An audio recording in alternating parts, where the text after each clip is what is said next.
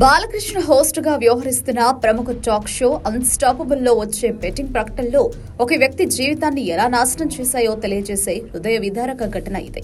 ప్రకటనల ద్వారా ఆకర్షితుడై బెట్టింగ్ కు బానిసైన ఓ వ్యక్తి తనకున్నదంతా పోగొట్టుకుని ఆత్మహత్యకు సైతం ప్రయత్నించాడు. నెల్లూరు జిల్లా శ్రీరాంబాబు తెలిపిన వివరాల ప్రకారం మొదట్లో సరదాగా బెట్టింగ్ ఆడడం మొదలుపెట్టాడు. AP MLA hero Balakrishna host చేసిన అన్స్టాపబుల్ షోలో వచ్చే ప్రకటనలు నన్ను బాగా ఆకర్షించాయి. డబ్బులు వస్తాయనే ఆశతో ఆడటం మొదలు పెట్టాను. మొదట్లో నాకు సుమారు 3 లక్షల వరకు వచ్చాయి. ఆ తర్వాత వాళ్లు నన్ను పూర్తిగా తమ ఊబిలోకి లాగారు అని ఆవేదన వ్యక్తం చేశాడు. దీంతో ఇప్పుడు బాలయ్యపై అన్స్టాపబుల్ షోపై కేసులు పెట్టాలంటూ నెటిజన్లు డిమాండ్ చేస్తున్నారు.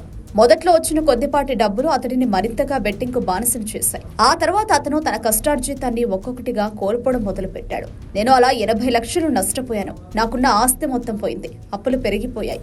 ఈ బాధను తట్టుకోలేక ఆత్మహత్య యత్నం కూడా చేశాను అని బాధితుడు కన్నీటితో తెలిపాడు. ఈ సంఘటన ఆన్లైన్ బెట్టింగ్ యొక్క ప్రమాదాలను మరోసారి స్పష్టం చేస్తోంది. తక్షణ లాభాల ఆశతో చాలా మంది యువకులు దీనికి బానిసలవుతున్నారు.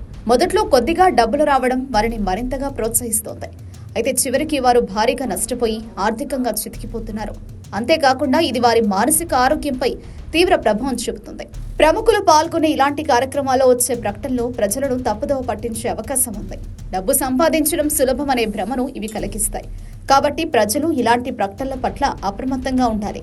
ఆన్లైన్ బెట్టింగ్ చట్ట విరుద్ధమని గుర్తుంచుకోవాలి. ఒకవేళ ఎవరైనా బెట్టింగ్ కు బానిసలైతే వెంటనే సహాయం తీసుకోవడం చాలా ముఖ్యం. మానసిక నిపుణులు మరియు సహాయక బృందాలు ఈ విషయంలో మీకు అండగా నిలుస్తాయి. ఈ ఘటన బెట్టింగ్ వల్ల కలిగే నష్టాలకు ఒక ఉదాహరణ మాత్రమే. ఇలాంటి ఊబిలో చిక్కుకోకుండా ఉండాలంటే యువత అప్రమత్తంగా ఉండాలి. తప్పుడు ఆశలకు బానిసలు కాకుండా కష్టపడి పనిచేసి సంపాదించడంపై దృష్టి పెట్టాలి.